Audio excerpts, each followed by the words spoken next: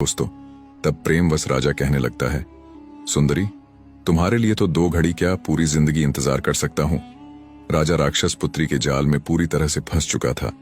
तब राक्षसी कहने लगती है कि हे राजन, मैं इस मार्ग से जा रही हूं और यहां से कुछ दूरी पर ही मेरे पिता की गुफा है। उसमें मेरे पिता तपस्या कर रहे हैं। आप मेरे पिता की गुफा की तरफ चले आना, मैं आपको निमंत्रण देकर जा रही हूं। और इतना कहकर वह राक्षस पुत्री वहां से चली जाती है। राक्षस पुत्री को विश्वास था कि काम के वशीभूत राजा मेरे पास जरूर आएगा। इधर राजा के मन में भी उस राक्षसी को पाने के लिए बेचैनी बढ़ने लगती है। अब तो राजा के लिए 2 घड़ी का समय 2 दिनों के समान लग रहा था और वह मन में सोच रहा था कि 2 घड़ी का समय कब निकलेगा ताकि मैं उस सुंदरी को प्राप्त कर सकूं। दोस्तों, इधर वह कबूतर उस स्थान पर बैठा हुआ राजा की हालत को देख रहा था। वह समझ जाता है कि राजा उस दुष्ट राक्षसी के चंगुल में फंस चुका है। यह उस गुफा के अंदर चला गया तो उस राक्षस का भोजन बन जाएगा।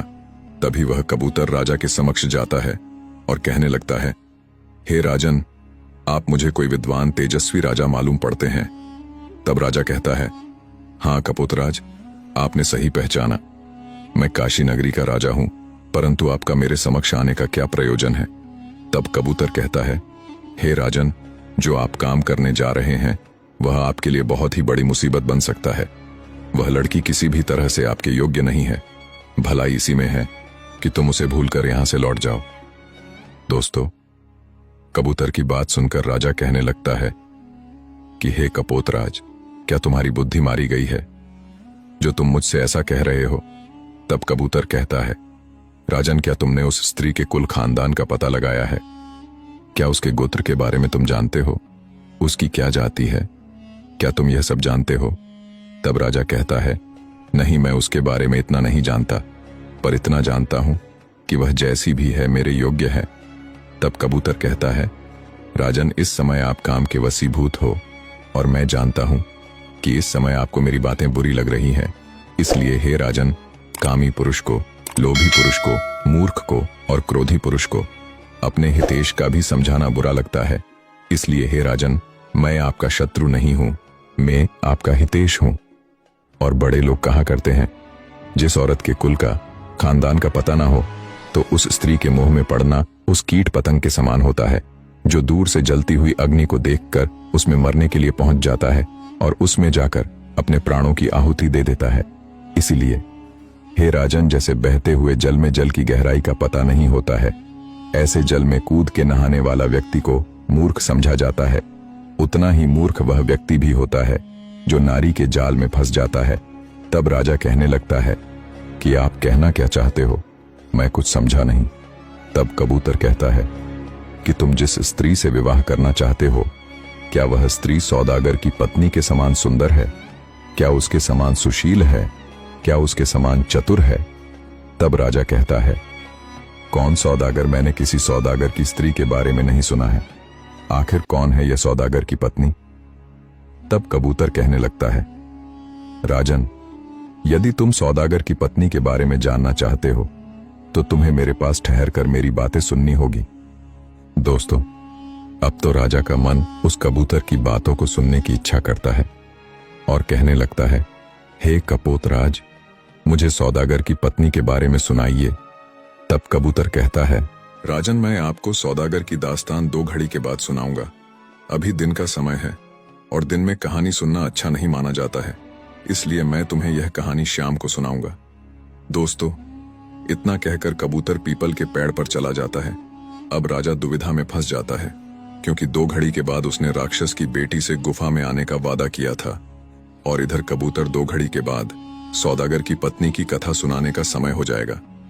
दोस्तों, वह कबूतर उस राजा को रोकना चाहता था कि राजा किसी तरह मेरी कहानी को सुनने लग जाए और वहां जाने से बच जाए, परंतु राजा तो उस सुंदरी के मोह में फंसा हुआ था और इधर उस कबूतर की बातों को सुनकर एक दौराई पर खड़ा हो जाता है कि अब मैं किधर जाऊं।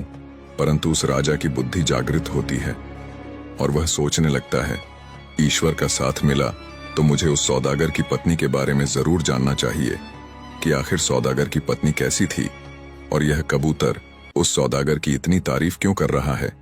इसीलिए मुझे आज रात यहाँ ठहर कर सौदागर की कहानी सुननी चाहिए।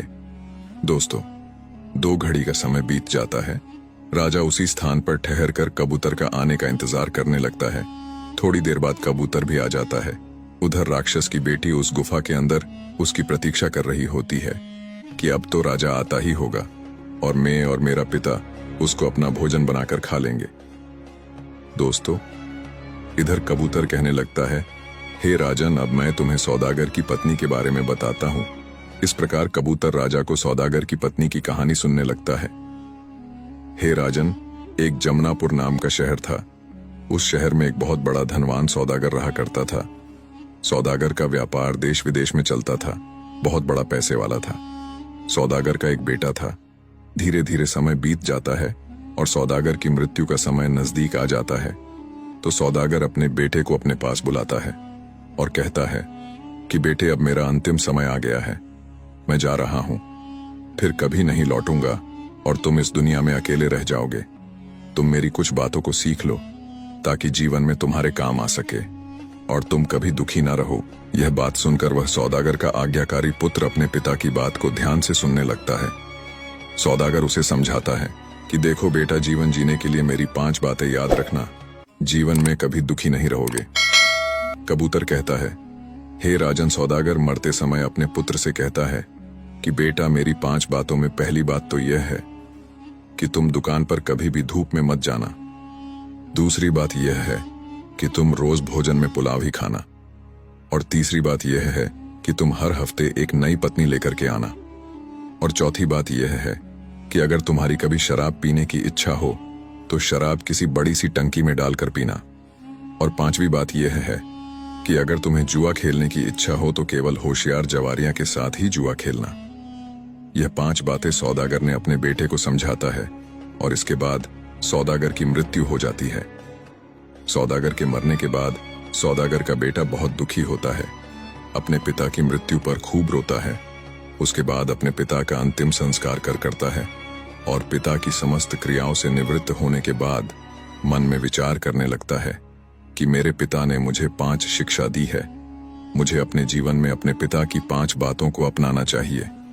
दोस्तों, सौदागर का बेटा भी नौजवान हो जाता है। उसने अपने पिता की 5 बातों का गलत अर्थ निकाल लेता है। वह अपने पिता की हर बात को मानता था, लेकिन वह उन बातों का सही अर्थ नहीं समझ पाता है। उसने अपने पिता की पहली बात का पालन इस ढंग से करता है। उसके पिता ने पहली बात यह बताई थी कि बेटा, जब भी तुम दुकान पर जाओ तो कभी धूप में मत जाना, छाया में जाना। अब वह लड़का क्या करता है कि अपने घर से लेकर दुकान तक जितना भी रास्ता तय करना पड़ता था, उस रास्ते में कपड़े का तंबू लगवा देता है। पूरे मार्ग में उसने इस तरह कपड़े से वह रास्ता ढकवा देता है कि उसे धूप देखने को ही ना मिले। उसकी इस बेवकूफी ने उसका बहुत पैसा खर्च करवा देता है।